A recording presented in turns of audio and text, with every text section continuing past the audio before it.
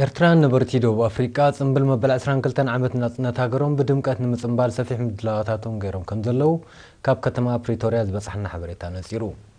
ኣብቲ ብ25 ግንቦት ኣብ ከተማ ጆሃንስበርግ ዝካየድ ጽምብል ስፖርታዊ ንጥፈታት ውድድር ሓፈሻዊ ፍልጠት ኣብ መንጎ መንእሰያት ከምኡውን ባህላዊ መደባት ክቐርብ ምዃኑ ከምኡውን ኣብ ወግዓዊ ጽምብል መበል 20 ዓመት ናጽነት ዝተሳተፈት ህብብቲ ደቡብ አፍሪካዊት ጉጅለ ባህሊ ኡሞጃ ከም እትሳተፍ ተፈሊጡ ኣሎ ኣብዚ ጽምብል ካብ ዝተፈላለያ ከተማታት ደቡብ አፍሪካ ከምኡውን ካብ ቦትስዋና፣ ሞዛምቢክ፣ ስዊዘርላንድን ዝመጹ ዜጋታት ክሳተፉ ትጽቢት ይግበር ዝኸበርኩም ተኸታተልቲ ብዛዕባ ዝምድላዋት ኤርትራውያን ተቐማጡ ደቡብ አፍሪካ ተወሳኺ ሓበሬታ ንምርካብ ናብ ከተማ ፕሪቶሪያ ብምድዋል ንኣምባሳደር ሃገር ኤርትራ ሪፓብሊክ ደቡብ አፍሪካን ደቡባዊ አፍሪካን አቶ ሳልሕ ዑመር ክንኮሶ ኢና ከመይ ኣምሲኻ ኣምባሳደር ሳልሕ ሰላም ከመይ ኣምሲኻ እስኪ ኣብ ሪፓብሊክ ደቡብ አፍሪካን ደቡብ አፍሪካ ዝርከቡ ዜጋታት ክንደይ ይኾኑ ኣወዳድቦኦም ከመይ ዝበለ እዩ ማሕበረኩም ድዩ ወይስ ብህዝባዊ ማሕበራት ኦኬ ኣብ ዞባ ደቡብ አፍሪካ ክንብል ከለና ኤምባሲና ዝውከሎም ሃገራት ማለት ንደቡብ አፍሪካ 10 ሃገራት ሰደት ማሕበር ምትሕግጋዝ ደቡብ አፍሪካ ዝበሃላ ከም አንጎላ፣ ሞዛምቢክ፣ ቦትስዋና፣ ዚምባብዌ፣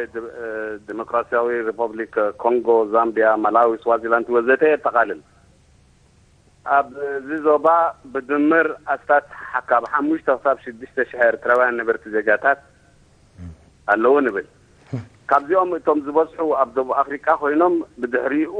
አንጎላ ትስራሕ ዝተረፋ ብውሕድ ቁጥሪ ኣብተን ካልኦት ዝተረፋ ሃገራት ኣለዉ ናይ ደቡብ አፍሪካን አንጎላን መብዛሕትኦም 80% ይኾኑ መንእሰያት ኮይኖም መነባብሮኦም ኣብ ማእከላይን ታሕተዋይን ደረጃ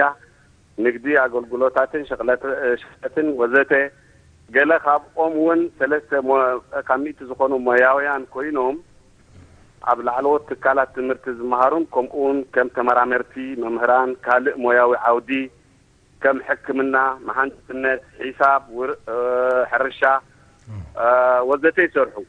ገለ ካብኦም ዝሓለፈ ዓመት ኣብ ኣስመራ ዝተገብረ ዋዕላታት ወፍሪ ተሳቲፎም እቲ ዘድሊ መምርሒታት ወፍሪ በፅሕዎም ኣብቲ ተኸፊትሎም ዘሎ ዕድል ወፍሪ ኣብ ሃገራዊ መድሕን ኮርፖሬሽን ኤርትራን ኤሪተልን ንኽጥቀምሉ ድልዋት እዮም ውዳቤ ንዝበልካዮ ውዳቤ ማሕበረኩም ኮይኑ ብቆንዱ ኣብ ከባቢ ኣውራጃ ሃውቴን ፕሪቶሪያን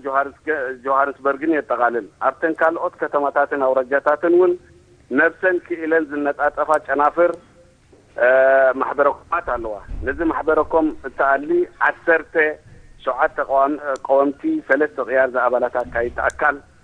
ኣላ እንጂ ንፈታት ንህዝብ ምጥርናፍን ኩነታቱ ብቀረባ ምክትታልን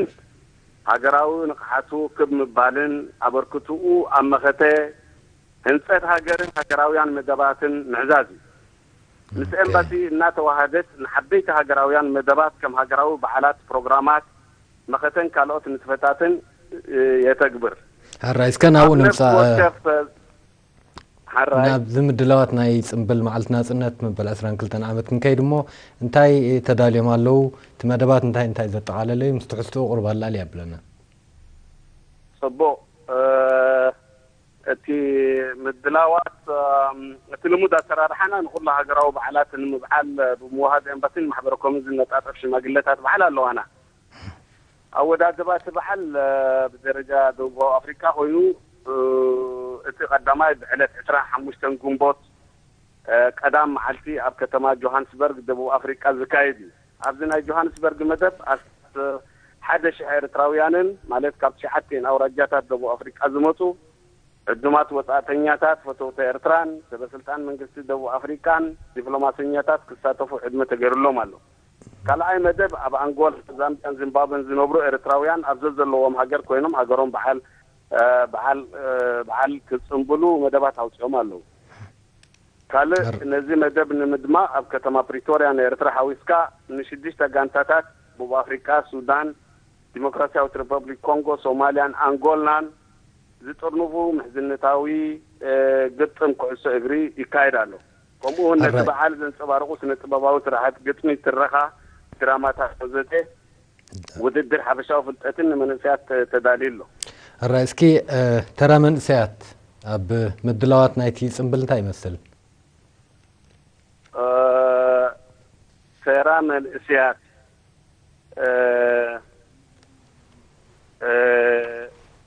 ترى منسيات ازيو عبيو خنز نسبتات ناي ترى منسيات بقربه نتي زكايد بعد نمكتتال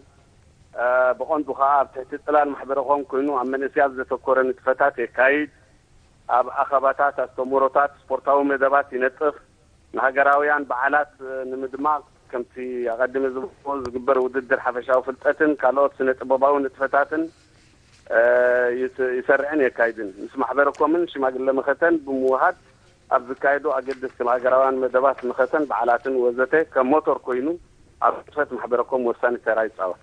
الراي امباسادر هاجر إيرترا ريبابليك دوب افريكا اتو صالح عمر سلت ذهب كان مبرهي بلبن مسكن